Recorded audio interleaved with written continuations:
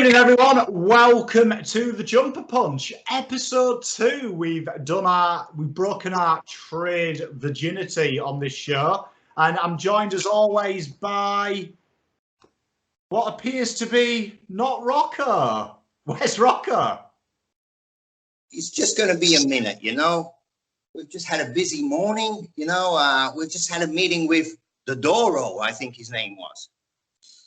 Ah, Dodoro. Ah, can you shed some light on the Blue Abroad show and what that may have been? Okay, I'll tell you. So I walk in and I say, are you talking to me? Are you talking to me? I can't see no one else. And he says, the room's full of people and you're a funny guy. And I say, what do you mean I'm a funny guy? What, the way I talk? I amuse you? I'm funny like a clown? I make you laugh? What's funny about me? What's so funny? And he says, no, Mr. Rocco. You know, you got it all wrong. So I make him an offer he can't refuse. So I'm happy to let the Carlton people know that Mr. Adam Sard is now part of the Carlton family. He is now one of us. Now, Mr. Dodoro has agreed to pay 110% of Sard's salary. Very generous man, out of his own pocket. Now, if you look outside, Mr. Williams, you will see a car. Now, I'm not saying that's a gift, right? All I'm saying is, if you want to go for a drive, the keys are in the ignition, just so you know. Okay, so then I'm about to leave. So I turn around and I say, hey, Paulie, leave the contract and take the cannoli. So I took the cannoli, you know. So I've got to go now because I've got another meeting. I've got to go and see Mr. Maguire. So nice talking to you, and we'll speak next time. Ciao. Cheers, mate. Well, there you have it, ladies and gentlemen. We've got the deal. Okay, Rocco, I'm leaving. Okay, mate, take off. Put that away. What the hell are you carrying that for? Hey, brother. Man, Hey, just been busy morning. I've been running around. I've heard you've been busy. I think I was just speaking to your cousin. Oh, Rocco. Listen, I hope he hasn't said too much, you know what I mean? Because he's got a bit of a mouth. But let's say between me and you, I think there's a deal that's been done, just quietly. But we'll just let them give you the details. How's that sound? It sounds good. It sounds good. My wife's just told me that there's a new car parks on the front garden. So. Yeah. I heard there's a few little gifts going around. So anyway, this is the way we work. This is the way we work at Carlton.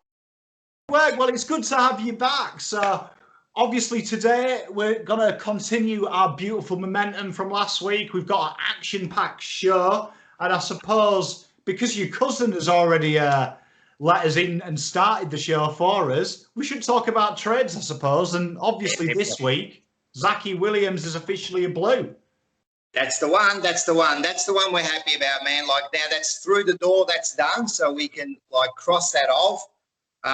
Zachy Williams is a gun, and I'm wrapped that he's there, man. Like, this is almost one of the biggest trades we've had for many years, man, getting this A-grader straight into the door and wanting to come to our club. That's what's important. Oh, 100%. I mean, I don't know if you watched his interview with the Carlton media, but, like, he was, like, you could tell there was a passion as well from him to play for Carlton. Talks about being a Carlton fan growing up.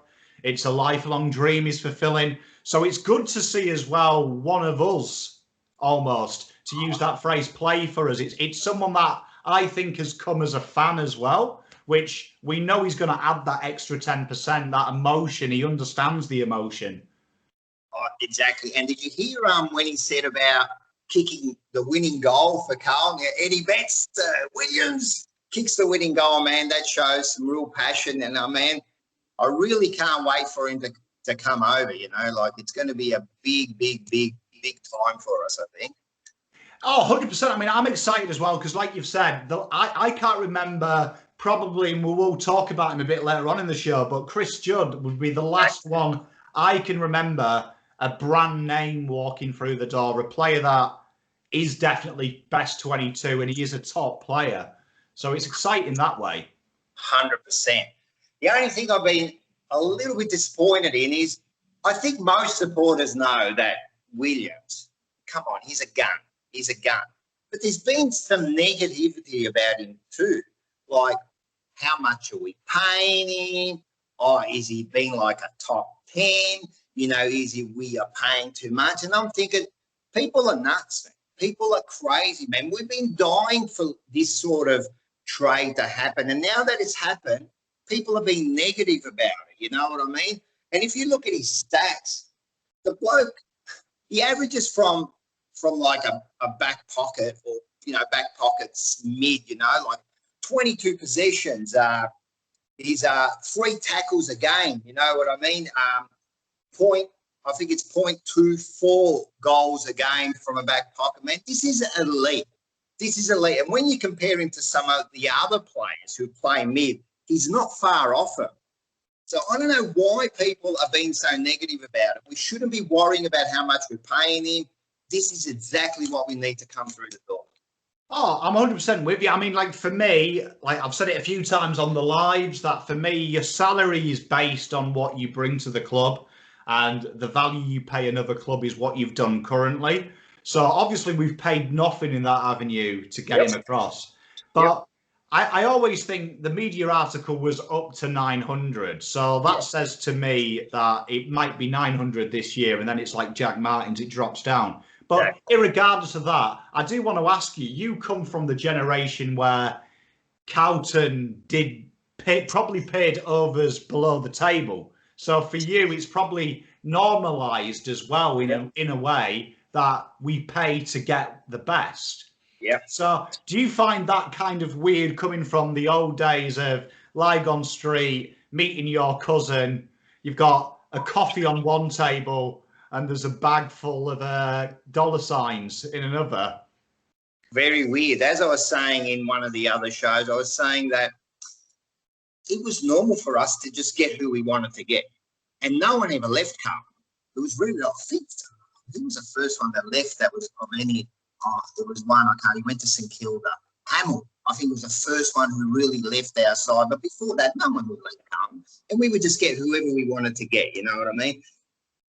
But things have changed, so you can't do that now. So you've got to do it. So, you know, like, and at the end of the day, mate, you've got to pay for quality. You have to pay. And because he's coming over, you know you're going to have to pay a little bit over. But if he wins us a flag, right, it doesn't matter. Everyone's going to forget about what he's being paid. And I think even 700,000-800,000, that's not a lot of money. Come on, man. These days, man, for quality, you have to be paying that sort of money.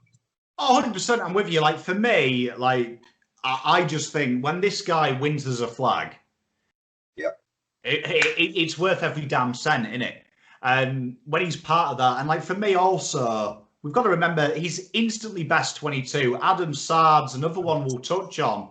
These guys are definite penciled in round one, like without a shadow of a doubt. It's not like McGovern would be the last big name to sign for us. I'd say that had it, but I always thought he was an icing on the cake pick. We didn't really need another forward, but I would say we need a Zach Williams, and I'd say we definitely need an Adam Sard. So for me, that kind of offsets whatever we pay. And I never believe what Tom Brown writes in the papers anyway.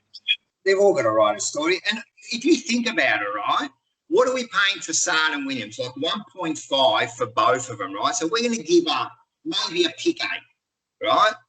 Well, according to my cousin, we've given up nothing. But we're probably going to give up a pick 8, right? And we're going to get 2 A-graders for $1.5 million who could elevate us into the finals. Man, that's a bargain. That is a bargain, man. I don't know what people... And again, most supporters are all supportive of this, but I suppose it could be trials, it could be anything. But I think it's the best thing. And also now getting Sard, right? This is beautiful. This is absolutely beautiful. Getting Saad, paying him the money. They're both going to be on there, be for like 5 years or 6 years, man. We're talking the next 5 or 6 years, man. We're talking this potentially finals, push us right up there. Oh, for me, when I look at the contracts as well, we're talking 5 with an extension. That says to me Nick Austin's identified these players as they're not a short-term solution. They're part of the end solution. They're part of, obviously, I would imagine this to bring us to a dynasty again, to bring us back to them glory years. And that says to me, Saad and Williams are going to be 2 names that are going to be etched into Carlton folklore in a decade's time. 100%, man. And not only build a dynasty, but that sustain that dynasty. Like a Geelong, like a Hawthorn. All right, Hawthorn went a little bit down last year, but like these sides, like a Richmond want to do at the moment, that's what we've got to do. By bringing in these big names, because we have built a fairly good side now, young side now, by bringing in these big names, man, we could not only build this dynasty, but sustain it. That's what it's all about, man. I don't want to be there for like a couple of years. Man, I'm with you. This has got to be long-term now. And these players, I'm telling you, well, I'm saying I think it's a start of something big. Oh, my aim from this is in 10 years' time to be the most hated man in Australia. 100%. Just annoying everyone who's not a Carlton fan. Yeah, I mean, that is I want my face on posters everywhere. Like chess walking around. You know how I said with Terry, I said, when people go, who do you barry for? And you go, oh, Carlton, I want to be like, who do you barry for? The Blues, mate. That's who I barry for. The Blues, mate. That's who I follow. I won't stop as well when we win a flag until my face is published on dartboards. That's it. That's it. And that's when I know we've made it. When Richmond are selling this arrogant pom twat on a dartboard for $29.99. I want you to be hated back in your hometown. That's how bad you've got to be. That'd be awesome. That I tell you, that'd be awesome. I'd definitely make it. But definitely for me, like Williams as well. One thing I will say about Williams, you look at his best games. Predominantly, it's been finals based as well, which to me is exciting because we haven't played a final. There is a plethora of players on our list as well that are first 22 that don't even know what a final is. So for me, knowing that this guy often raises his games when he's played in them situations is an exciting thing because that's when, for me, if I was a player playing for this team, we're a barren team. 95, the last flag. You're going over 10 years since the last final. Yep. You know that you've got a chance to do something you can't do at Richmond, you can't do at Hawthorn, and you can suddenly become a legend overnight. There's probably a shortcut at Carlton to become historically relevant if you are part of that 22 that breaks that duck. Huge, man. It's like you said, it's been 95, so it's been like 25 years since the flag. Imagine you win the flag. Man, you win the flag, what you will be elevated to, man. And this is what they got to aspire to, man. This is the dream that they've got to be now sold. This is it. You only get one chance, man, to be put up in lights, put your name up on the board. This dream has to be sold to them. And this is how we're going to go forward. You know what I mean? Exactly, man. And we're not just talking them two naturally. We're talking like all our players, Cripps, Curnow. You want Curnow doing the arms, mate, doing the arms on grand final day, yeah? Oh, I mean, for Cripps as well. I mean, like the captain that stayed with us in a 2-win year. Do you know what I mean? Like, this is the kind of guy that, without being overzealous, he joins the Cooters. He joins the Sticks in the hearts of Carlton faithful. Like, he lifts up that trophy. Grand final day, he's instantly in that conversation. People are going to love him like he's a god. Oh, I'm telling you, we've got some grand final players from the past that you wouldn't even remember, but, they got elevated as soon as they won that grand final, like, there's many people like Manton. Manton was a good player, but, Oh, I mean, when Cripps lifts that little trophy up, I'm gonna have his face tattooed on my chest. Oh, yeah, we're getting tattoos. We already said that. We're going to get the tattoos. I might even get one early because I'm pretty confident about winning a flag in the next couple of years. So, well, you see, I've already said to my mate at Richmond when there was the Clayton Oliver rumour, I was like, if Clayton Oliver signs, I'm actually getting Carlton flag winner 2021 through to 2030. Just get it tattooed on my arm. Yeah, 100%. Well, talking about another player, now it's been divided, this player, and we still don't know if he's coming around. To me, Treloar, right, is a must. If we can get him, right, and I know he's available, but if we can get him, fit him in the salary cap.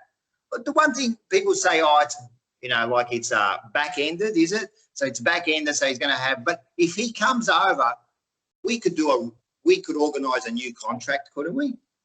Yeah, you could do, but you've got to remember, one of the things is he's contracted, so he doesn't have to move. No, I'm just saying if he wants to do the move, we could work it out where both parties could be happy. Yeah, you can do. I mean, it's funny you say that because Tom Brown, just before we went on air, has probably changed his name to Pom Brown because he's directly quoted me and not given me the credit. But he said that he didn't like the Adam Treloar deal, but he said that if they're desperate to sell him, you'll be able to get his contract down to 600k and maybe a second rounder, which is what I went with last night. And that was my stipulation. Yep. When it's a first rounder and all of the 900k, I'm not down with. But if I can get him below 600k and give you a throwaway pick, I weigh it this way. Could I go out and find a second rounder on the table? We've heard Luke Dunstan's name today. Yep. He's meant to be a second or a third. Well, Treloar is in another world of talent to Luke Dunstan, and $500,000 is pocket change for a player of that. So I'm all over that. If I can get him for next to nothing, I'm doing it all day, twice on Sundays, and maybe having a lie-in on a Monday with it. Yeah. Like, literally, it's a good deal. I like it. I just think for me, it's his hammies, bro. The guy sees grass and shits himself. He was good last year, wasn't he? This year? Yeah, but he still had the injury issues, isn't he? Like, he's still got, he's got hammies like my... How many games did he play this year? Old Adam Treloar, I think it was about 12 from memory. I should know this off the top of my head. He had a long time out. I know this because I stupidly picked him up in the AFL draft in my league. 10 games he played this year. 10, so he played half. All right, cool. But, all right, maybe that's a good point. But, you see, that was my point, though, of paying him $1 million. If he's paid 900, 800, 700, he has to play every game. Yeah, 100%. But if we get him 500, he can be bit part. If we get him bargain price, I just want to go like I keep hearing people about his disposal efficiency. He butchers the ball a bit. I don't know. People say that he looks better because of Collingwood's midfield. I look at it differently. I look at it, Collingwood's midfield looks better because of Treloar. You know what I mean? Like, good point. Listen, I'm going to give you some stats on Treloar in overall, right? Overall, we'll compare him to someone like a Cripps, right? And a Neil, who won the Brownlow, yeah?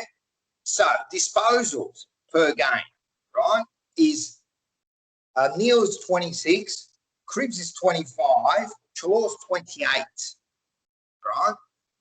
You take away his four clangers a game, man, Cripps is at 3.1 clangers a game. So don't think that far out, you know what I mean? As far as tackles, Cripps at 5.7, he's a good tackler, Neil only 3.6, Treloar 4.9. Right, these are good stats, and I'll give you overall efficiency of it. Naturally, Neil is right up there at 74%. Yeah, very, very good. Cripps 69 overall. And he's our superstar. We pay him $1 million, right? Treloar 70.3 over his career. the guy is a gun to me, right? And if we can get him into the midfield, and I know the other argument is, oh, don't get him in, and then next year we'll try to get like an Oliver or a Merritt. Yeah, don't get me wrong. If we can get Oliver and Merritt every day of the week, I'll get him, you know. But if we can get something now, you don't know what's going to happen next year. Is Oliver going to be available? Will Merritt re-sign again? You've got to be careful about this. If you get something now, you get it now, right? Because if we can get him in there, and we say we got the best fitness guy, right? We've been saying it for years. Oh, we've got the best fitness guy. Don't worry, we'll get him over. We got the best fitness guy. If we can get him fit and going, man, and we got Cribs, Treloar, Walsh, and Williams in the middle. Not only is this with Saad and Curnow back, not only is this top four side, this sustains us and keeps us there for a while. And in the meantime, then we can start putting in Stocker, O'Brien, Kent. Like at the moment, man, we're killing them bringing them in there. Man, other teams have got a good side and they slowly bring in these players. And then in 3 or 4 years' time, when it's almost over for him, Stocker, O'Brien, Dow, Kent, they're ready to rock and roll. That's the way I see it. That's the way I see it with Treloar. You're a good salesman, Rocco. I tell you, yeah. You see, I'm not against it. I know a lot of people think I'm against it. I know you do. I like him. I just think for me, at 28 years old next year, he's got hammies like my nana, and she's been dead 10 years, so her hammies can't be much good. So, God rest her soul. That is the one issue I do worry about. And his game is very hammy based. Like if you watch him play, he's lightning speed, breakaway speed. Like I watch him, and I go to a lot of Collingwood games because a good mate of mine is a massive pie. Yeah. And I do watch him, and I cringe for him because Adam Treloar is his favourite player. Yeah. And like I see him run through a contest, and I'm like, don't do it, because I was sat right in front of him on centre wing when he did the double hamstring snap. Yeah, I was there too. And honestly, I could almost hear it. I could almost hear it from the stands. Yeah, it was terrible, man. It was like, never seen that before. Like it went bang, bang, you know, both. It was like, yeah. I never forget as well, because I showed my true colours as a pom. I got right in my mate's face going, yes! How bad are we that we love it when other players go down? No, that's bad. I felt horrible as well because it's his best fucking player, the player he loves.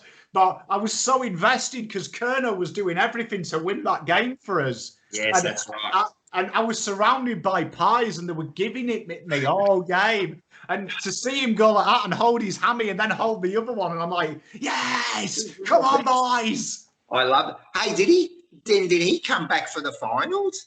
Yeah, I never forget that, because he was meant to be out for the year. And then there was this rumour that he was back running, and like he's the bionic man. He suddenly got better.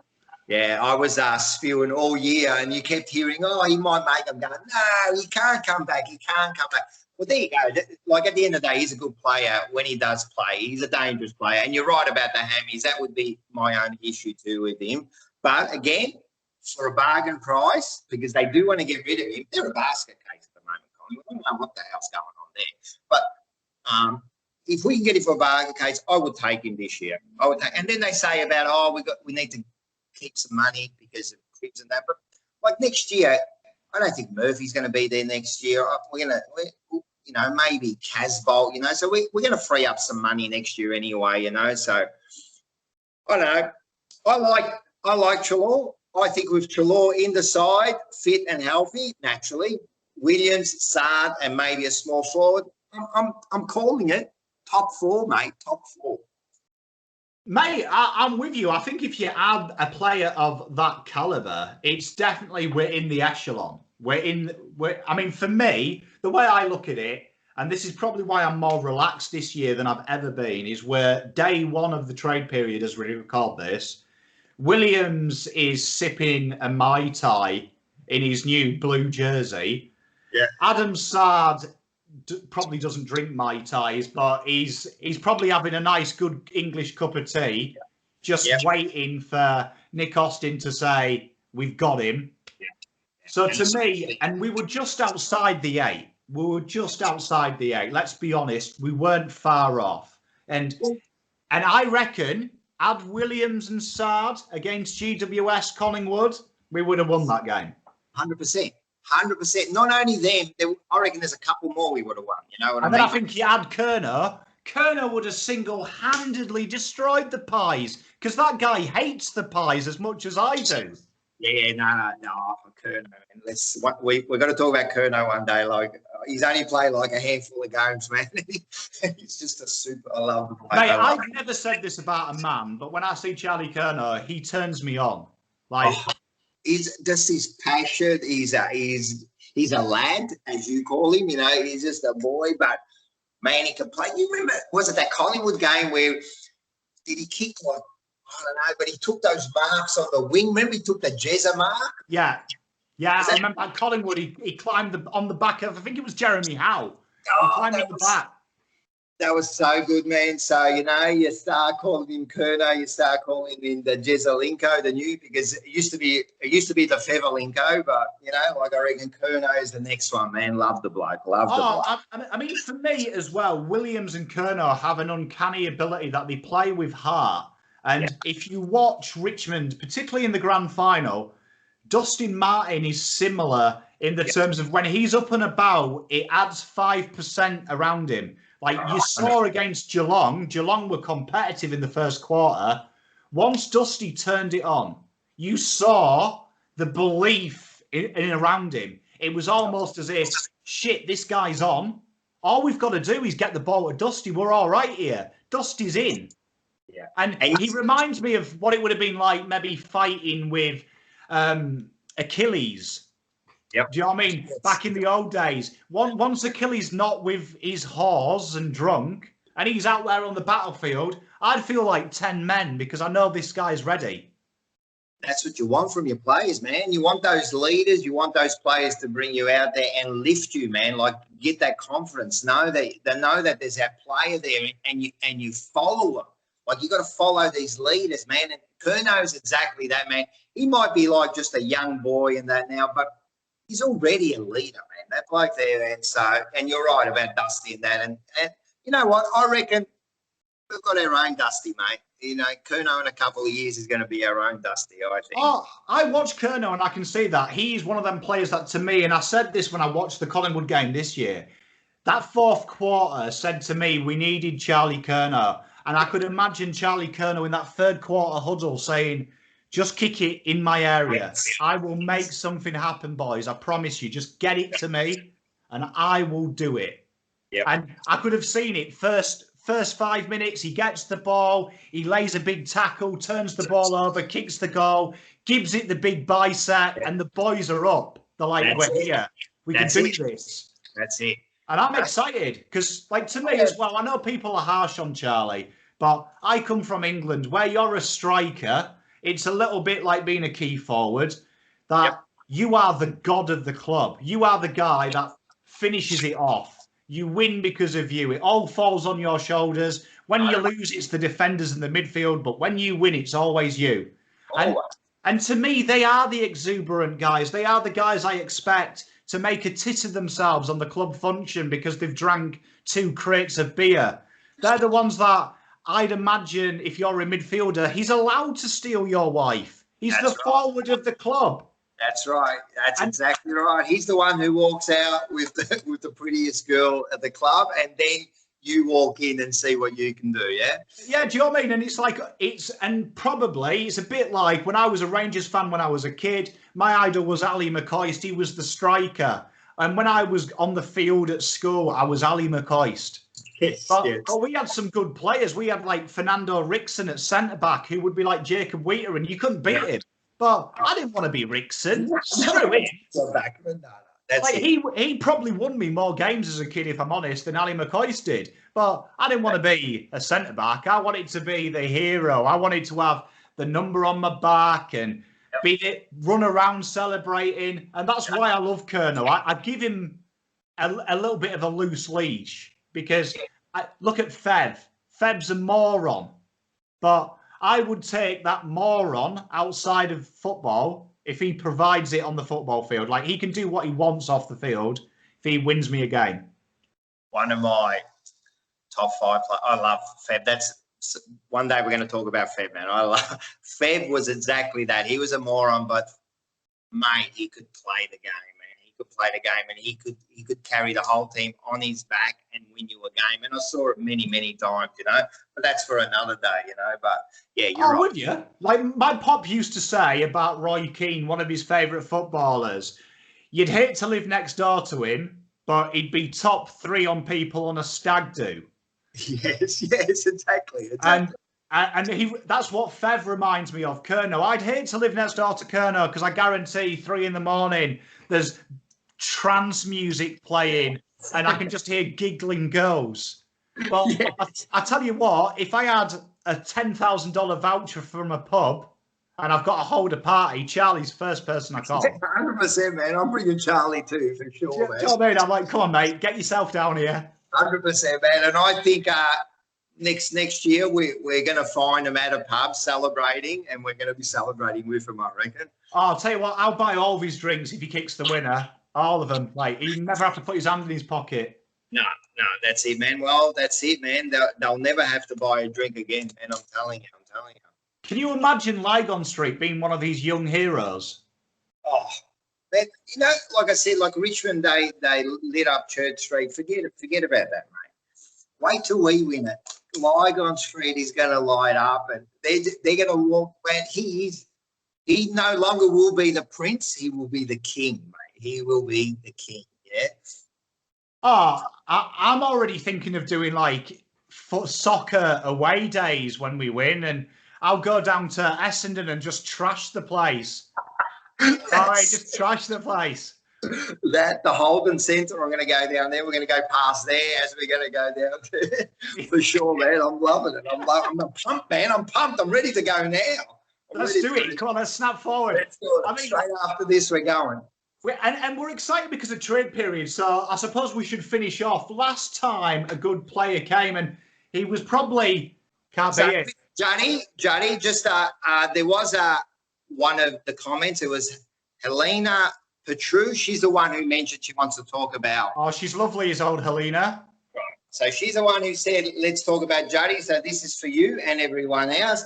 Juddy, yeah, he was the last one who came over, and he was the one, man, where the excitement was super, super high as soon as we heard that there was any chance that Juddy was coming around, yeah?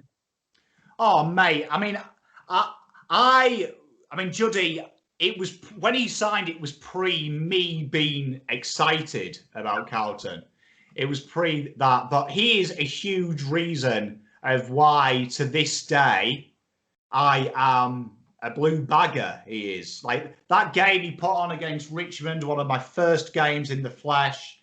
And although the goal was probably not as good as it was to the observer, I remember watching that, and I've always, even as a soccer fan, I was lucky enough to be around when Diego Maradona played, and he never played for my teams, but I used to love watching him as a kid. Ronaldo, now CR7, even though they don't play for you, you love them. But I remember you can see talent, and I know in England I've watched soccer with Americans. They don't know good players, but they see a good player and they're like, wow.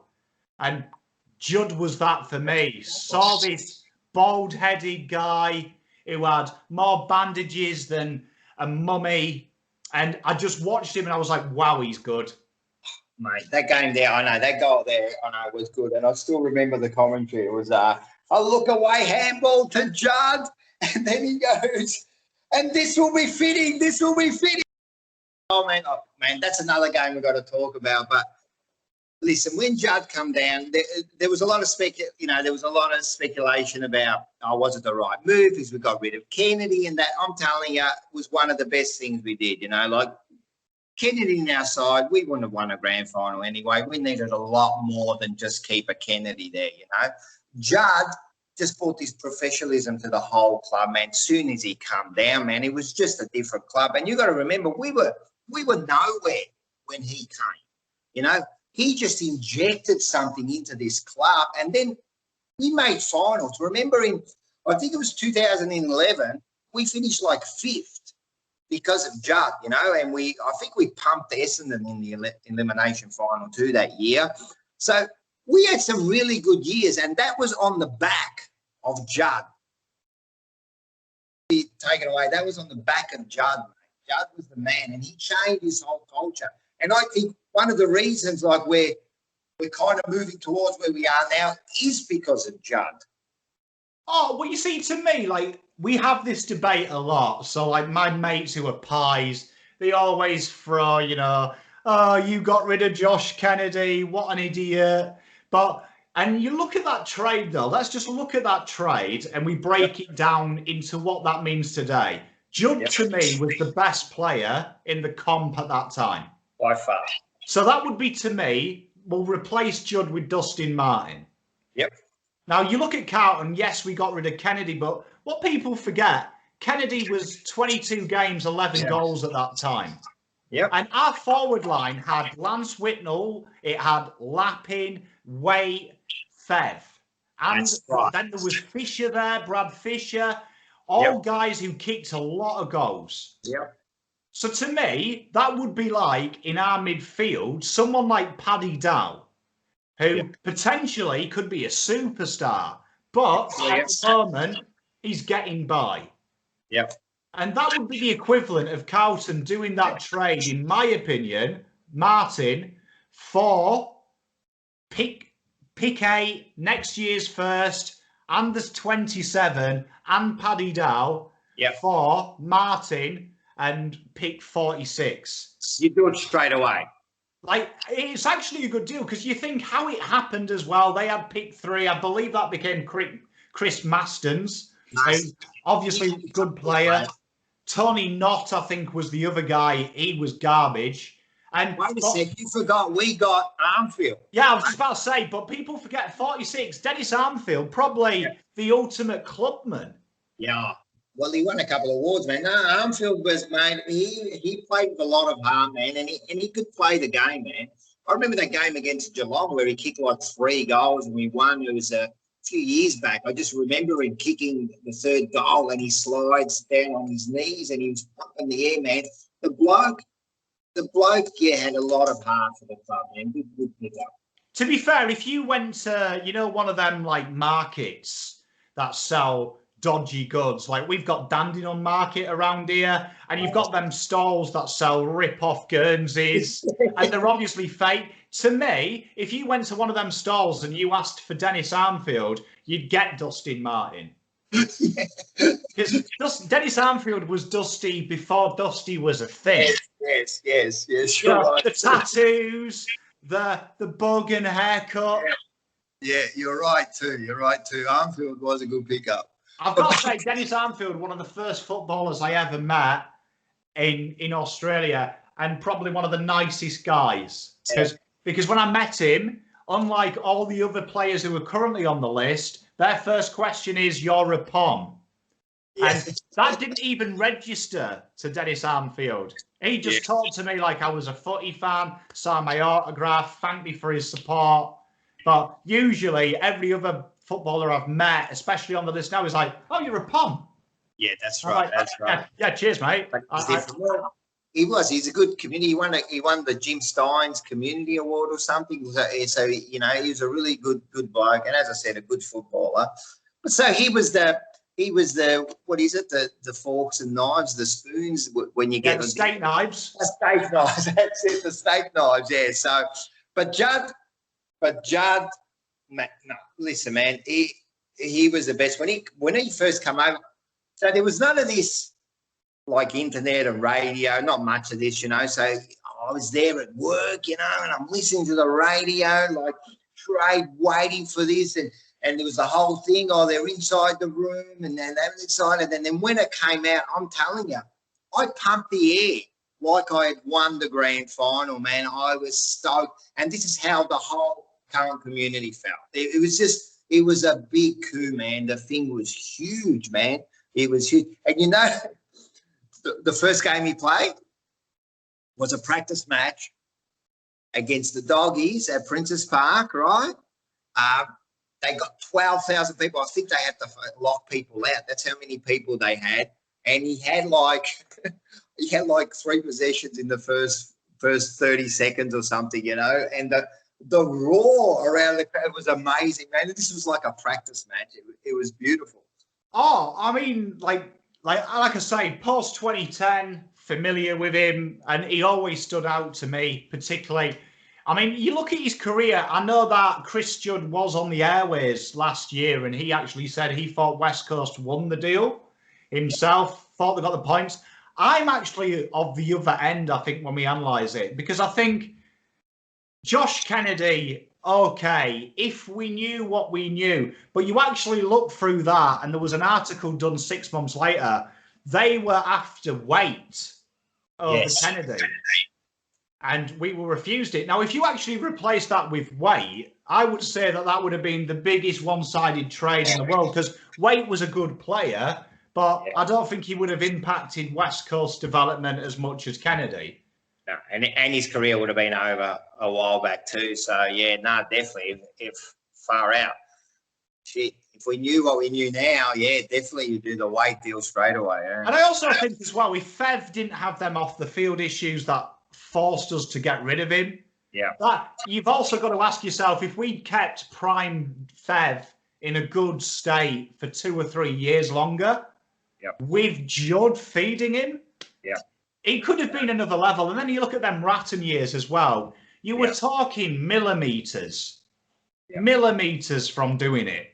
As well. 100%, man. As I said, man, we finished 5th, you know, like we won finals. We were there, man. We had a good side, you know, and then there was those few little things that happened, like the Fev thing, you know what I mean? It kind of fell apart. Then they sacked Ratton. You know, there was a few little things that went against us that really set us back a few more years, you know. I think we've recovered all right, but it did set us back again, yeah. But, yeah. So with Judd too, a couple of the funny things that happened with Judd. So let's do the first one, the pressure points. Remember that? Yeah, Fev, pressure point. So he does the pressure points, and then he tries to get away with it, saying that it was he was watching Steven Seagal movies, and he was working out some pressure points. But the funny thing was, he got suspended for 3 weeks. Remember? But he served them the year after, and then he wins the Brownlow. Oh, I mean, you look at his resume at Carlton, it's pretty impressive, do you know what I mean? Like, you take this from any of our players, a Brownlow, an MVP, 4 Australians and 3 B&Fs. Yeah, that's right. Not a bad haul, really. Mate, as soon as he got that, like you said, a Brownlow, 3 or 4 3 B&Fs, 4 All Australians. And come on, the deal was perfect, man. It was really good, man. And people say that his best footy was at West Coast. Maybe. You know what I mean? But he played some damn good football at Carlton, man, just quietly, you know. He played some really good football. Were you there? No, go. I don't think it's his fault as well. That you would say he probably needed to win a flag at Carlton. That was the aim. He was the guy that was going to bring the gold. I don't think we can attribute that to him. Like, I think for me, he did everything he retired, I had no questions of did he give 110%. 110.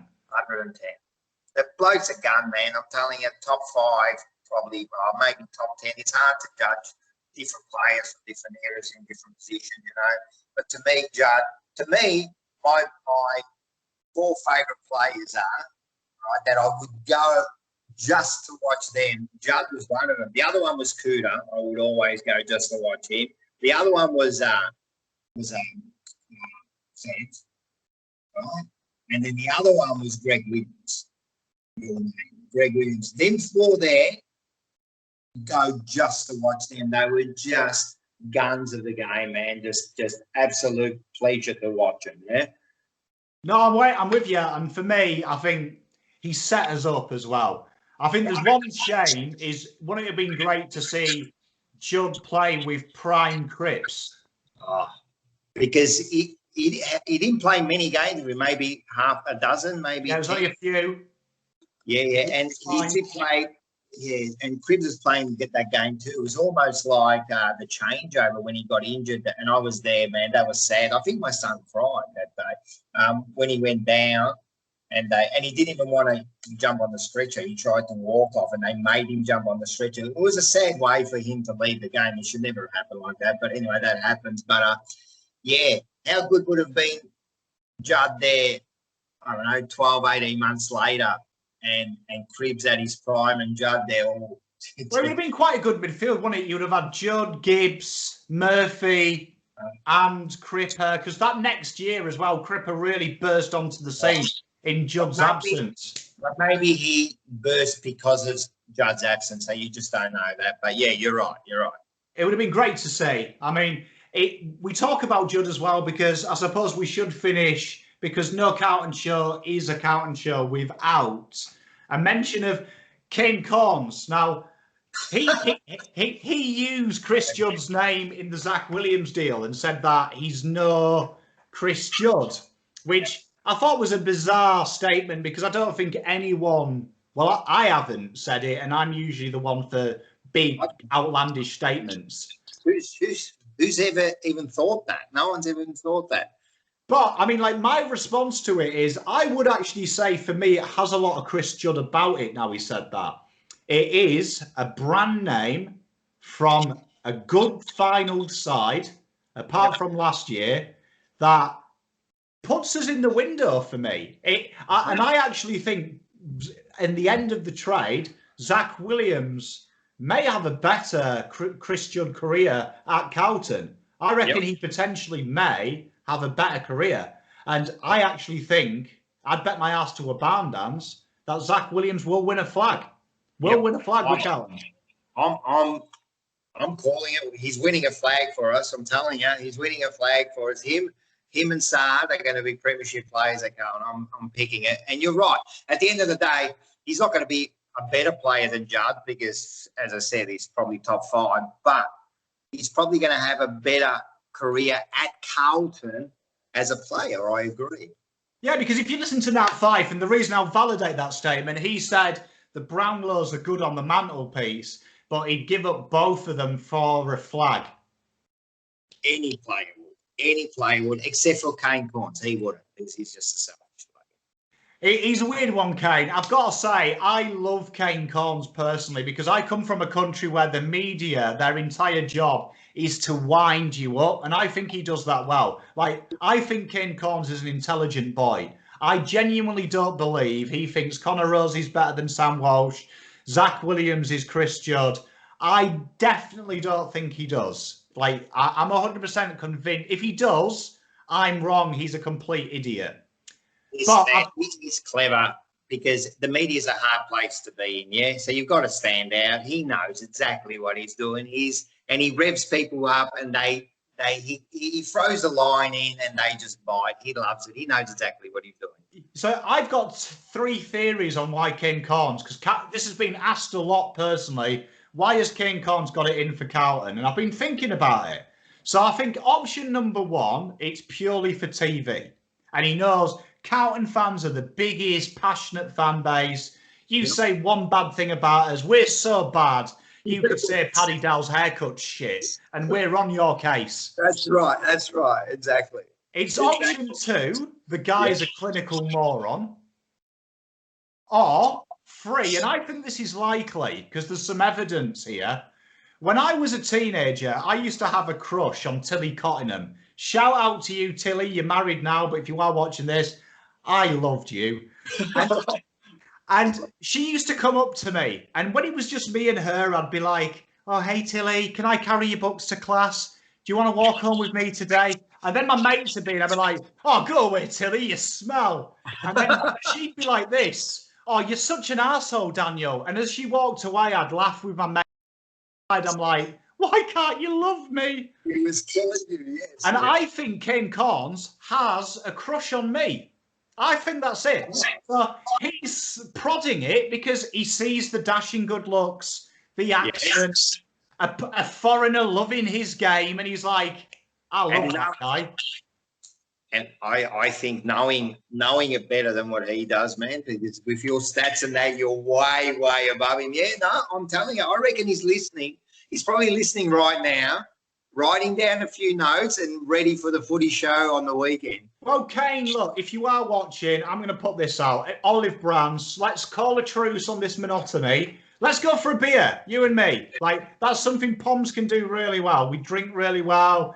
Well, I'll tell a few jokes. It'll be awesome. It'll be awesome. It'll be a good night. And then you can stop saying stupid better than Walsh. And Carlton thinks Zach Williams is Chris Judd. Well, you put it out there. Now the ball's in his court, so we'll just leave it at that, yeah?